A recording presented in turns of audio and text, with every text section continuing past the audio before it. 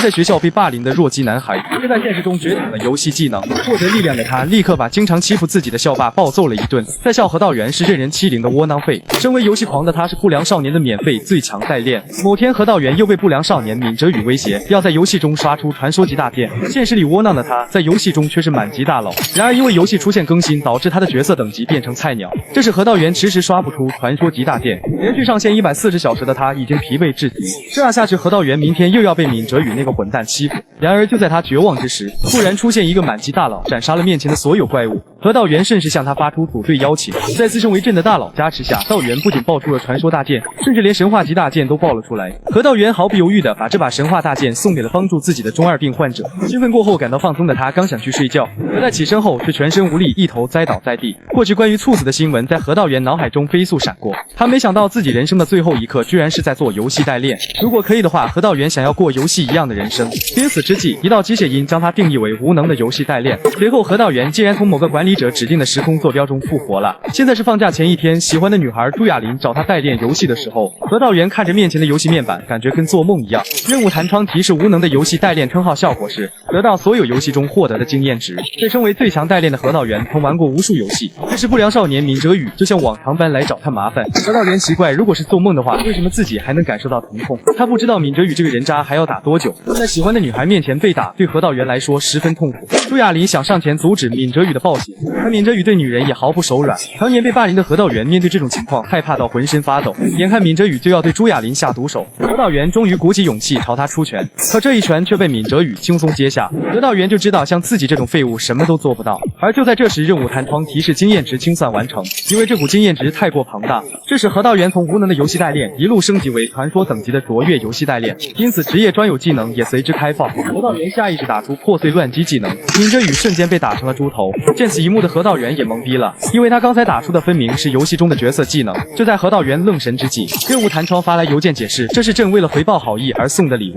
这中二的语气瞬间令何道元想到那个游戏中的满级中二患者。至于好意指的，应该就是他那时送出的神话级大剑。任务弹窗提示怪物闵哲宇已被击倒，获得200经验。何道元那接近极限的经验值立即达到了临界点。任务弹窗提示转职为最终等级，被封印的游戏代练。何道元的各项属性纷纷达到了最大值。曾经想要过游戏一样人生的他，没想到从这天开始，他就可以使用玩过的所有游戏技能。看着各项满级的能力值，何道元还以为自己从此站上了人生巅峰。然而这时任务弹窗却开始发动被封印的游戏代练效果，何道元的所有力量都被封印，被封印后的能力值又回到了原点。感觉被戏耍的何道元顿时一阵恼火。这时弹窗提示任务完成，奖励黄金钥匙1枚。但不管何道元怎么看，这都是普通的钥匙，就连使用方法都跟正常钥匙无异。不过何道元首先要考虑的是给自己这种能力的管理者真实身份。从刚才的信件来看，那个管理者应该就是他在游戏里遇到的那个中二家伙。何道元本想回家上游戏跟那个人私聊，可任务弹窗却发布了危险的邀请任务。何道元还在思考这是什么意思时，却被迎面而来的人给撞到。对方跟何道元一样是经常被霸凌的边缘人，看着他鼻血流个不停的样子，何道元立刻就要去拿卫生纸，不过却被对方给拒绝了。来到厕所的何道元看到了另一个不良少年申在民，他还以为申在民也要强迫他代练游戏，可实际上申在民看到了何道元暴打闵哲宇的场面，他还以为何道元是故意隐藏实力，所以便邀请他今晚跟女校的女孩子们一起喝酒。何道元立刻想到了刚才任务弹窗发布的任务，只要完成任务就能像游戏角色一样凭借奖励变强，这是何道元摆脱蠢蛋身份的机会。但是一想到那个任务显示的是危险的邀请，稳妥起见，何道元还是拒绝了申在民。他明白跟不良少年待在一起绝对不会有好事发生，可这时任务弹窗却提示玩家拒绝任务需要接受惩罚，即将开始体验剧痛。何道元刚脱下的裤子上立刻冒起了火花，恍惚间他看到了10000匹浩牛朝自己冲来。新进入厕所的同学傻眼了，因为何道元正因为下体剧烈的疼痛而瘫倒在地，而这种剧痛居然要持续整整1小时，这样下去何道元迟早会被疼死。就在这时，任务弹窗询问玩家是否重新接受任务，不堪折磨的何道元最终还是接受了任务。虽然人来了，但他还是紧张的要死，尤其是看到申在民那诡异的笑容后，何道元心中又打起了退堂鼓。这时女校的女孩子们也前来赴约，看着其中一位女孩的样子，何道元迷迷糊糊就跟着一起进了包厢。这个场合比他想象中要更正式，申在民朋友的哥哥在这里工作，所以经常来这里玩，他对何道元的态度十分亲切，整个包厢内的氛围也不错。何道元还以为申在民其实是个好人呢，可这时申在民却说钱包也到了，被他霸凌的刘志涵作为人形钱包付了2小时的包厢费。何道元认出他是那时自己在学校里撞到的那个人，然而申在民却因为刘志涵只付了2小时的钱而不满，虽然他说要帮刘志涵道倒酒，可手却故意把酒往刘志涵裤子上倒。何道元终于反应过来，申在民是个十足的不良少年，那是刘志涵的鼻血，也不是被何道元撞出来的，而是被厕所内的申在民打的。何道元十分不想跟人渣不良少年混在一起，这时有女孩起哄要申在民唱歌，他居然厚颜无耻的要刘志涵伴舞。虽然女孩们对这种事也有点排斥，但申在民就是喜欢使唤别人的感觉。刘志涵没忍住看了他一眼，感到丢脸的申在民立刻小声骂了起来。被夹在其中的何道元已经冷汗直流，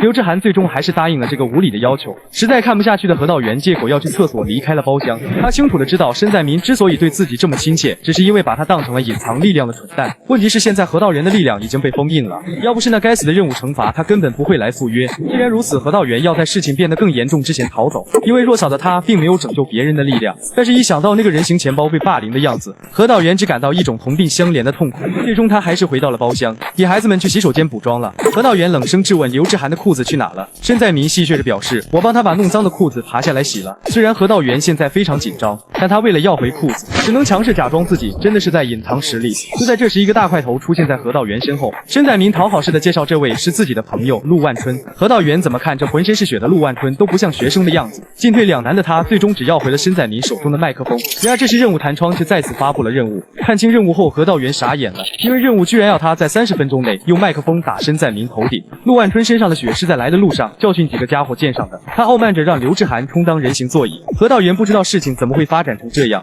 陆万春听说他这个小不点把闵哲宇打了，感到很奇怪。现在何道元要是敢打申在民的脑袋，就会被陆万春打死。但任务失败，他又会被牛群踩到丧命。如果还能使用游戏技能的话，何道元还有一战的勇气。但现在的技能面板显示，破碎乱击技能处于封印状态，进退两难的何道元只感觉人生无望。酒喝尽兴的申在民终于打算说出今天约何道元的目的，他要何道元跟自己联手一起吃下关岳区。何道元能打败闵哲宇就已经证明了自己的实力，只要能成为关岳区的霸主，就能拥有想要的一切。那么何道元就能跟过去欺负自己的家伙们调转位置。申在民让他慢慢考虑吧，自己先去趟洗手间。何道元当然想摆脱蠢蛋般的人生，这时刘志涵却向他靠近，随后拿出了自己捡到的钥匙。原来那个时候何道元的钥匙就被撞掉了。刘志涵好心提醒他不要跟申在民混在一起。何道元奇怪他突然跟自己说这种话干嘛？其实刘志涵能感觉出何道元不像坏人，所以不希望他走上歪路。闻言何道元沉默了。现在离任务时间结束只剩3分钟了，何道元只要忍受1小时的痛苦，就可以跟申在民联手改变人生。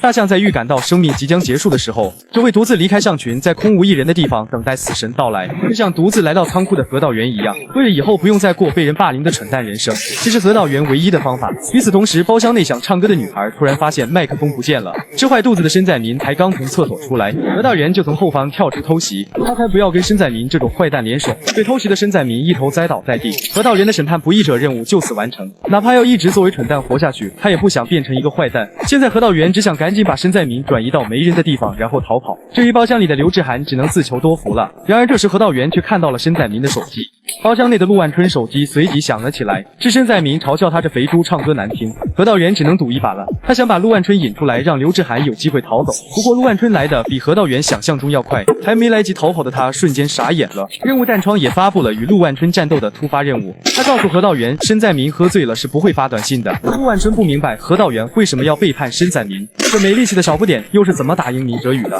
何道元怒视，我才不会给你们这些人渣联手。陆万春奇怪他发什么疯呢？蠢蛋窝囊废可没有生气的资格。这时何道元的黄金钥匙又掉了出来，但他根本不知道这东西要怎么用。管理者再次发来信件提示，钥匙就要插进钥匙洞里。还不等何道元反应过来，技能面板就多出了一个钥匙孔。何道元果断将钥匙插入其中。他一直很疑惑，游戏系统为什么要给自己力量，又到底为什么要逼自己进入危险的战斗当中。现在何道元终于知道了，系统是想看蠢蛋暴揍不良分子的场面。何道元从小就展露出过人的游戏天赋，凭借着独特的打法，他在游戏厅内无人能敌。作为游戏代练的何道元，主武器就是能压制任何对手的终极招数。何道元新得到的鹰准坠击需要120技能点，他自信凭借这一招定能战胜面前的肥猪。然而任务弹窗却提示技能点不足，何道元瞬间懵逼了，他再次被陆万春一拳打倒。这垃圾系统何道元都想骂娘了，他的技能点只有100，给个需要120技能点的技能有啥用？挨了闵哲宇一顿痛揍换来的黄金钥匙居然是个垃圾。这个念头一起，何道元突然想到打申在民任务的奖励，便把奖励的古铜钥匙不知道掉哪了。黄金钥匙是从任务弹窗里掉出来来的。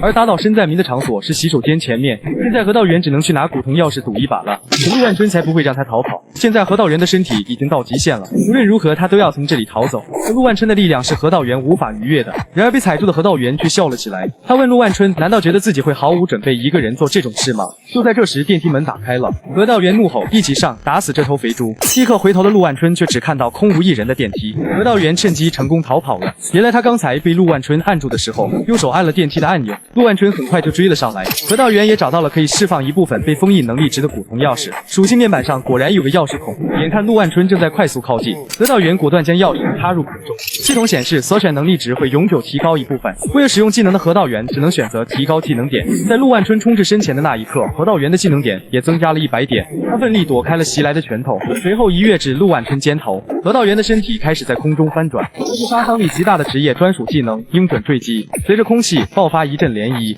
任务弹窗提示怪物陆万春已被打倒，何道元终于完成了任务，奖励是一把白银钥匙。精疲力尽的他只想回家睡觉，可苏醒过来的申在民却也找了过来。还有在这里打工的陆万春哥哥陆万玉也出现了，其他包厢里的不良少年听到动静也纷纷出来查看情况。现在何道元的体力和技能点都已经见底了，面对这么一大波敌人，他根本无法招架。